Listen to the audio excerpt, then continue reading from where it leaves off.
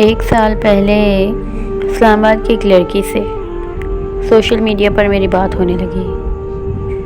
वो बहुत ही ज़्यादा तन्हा और दुखी थी क्योंकि वो जिससे मोहब्बत करती थी वो उसे धोखा देकर किसी और का हो चुका है।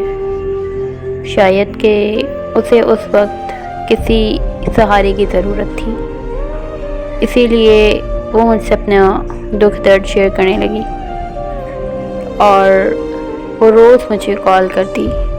हम घंटों तक बातें करते रहते। मैं कोशिश करता था कि वो मेरी बातों से खुश रहा करे और ऐसा ही हुआ।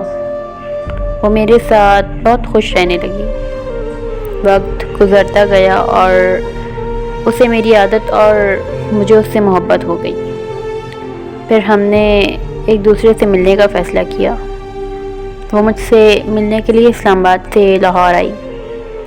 लाहौर में हमने एक साथ बहुत अच्छा वक्त गुजारा और फिर 2 दिन बाद वो वापस इस्लामाबाद चली गई। उसके वापस चले जाने के बाद हम में लड़ाइयाँ शुरू हो गई और लड़ाइयों की वजह उसका गुज़रा हुआ कल था, क्योंकि उसे लगने लगा था कि मैं भी उस शख्स जैसा इंसान हूँ जिसने उसे धोखा दिया था।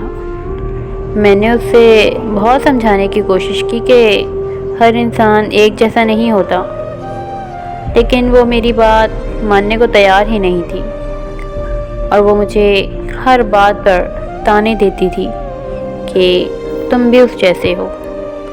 मुझे उसके अल्फाज बहुत तकलीफ़ देते थे, लेकिन मैं बर्दाश्त कर जाता था क्योंकि मुझे उससे बेपनाह मोहब्बत थी।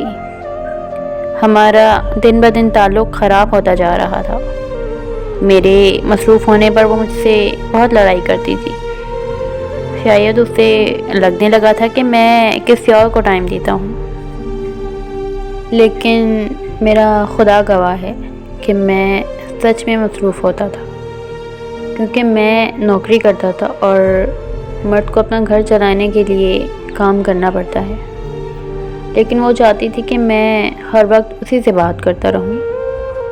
फिर एक दिन मेरा वीज़ा आ गया और मैं बाहर के मुल्क जाने के लिए तैयारियां करने लगा। जब उसे ये बात पता चली तो उसने मुझे जाने से रोक दिया और उसने मुझे इस बात का यकीन दिलाया कि अब वो मुझसे लड़ाई नहीं करेगी।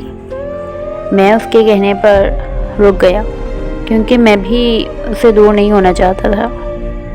फिर हम में सब कुछ ठीक होने लगा और ऐसा लगने लगा कि बहुत जल्दी हम एक हो जाएंगे। लेकिन कुछ दिनों बाद वो फिर से मुझसे बात बात पर लड़ने लगी। इस बार भी लड़ाइयों की वजह फिर से उसका गुज़रा हुआ कल था। वो उस लड़के से फ़ोन पर राब्ते में थी जिसने उसको धोखा दिया था। वो लड़का किसी और लड़के से शादी करने जा रहा था, लेकिन फिर भी वो उससे राब्ते में थी। जब ये सब मुझे पता चला तो मैंने उसे कुछ नहीं कहा, क्योंकि मैं भी इसी तरह 6 साल पहले ऐसे ही वक्त गुजार चुका हूँ। इसलिए मैंने उससे कोई सवाल नहीं किया और बस खामोश रहा। और फिर जिस दिन उस लड़के की शादी थी, उसी दिन उस लड़की ने किसी और के धोखे का बदला मुझसे ले लिया। उसने मुझे हमेशा हमेशा के लिए छोड़ दिया। मैं खामोश होने के अलावा कुछ ना कर सका।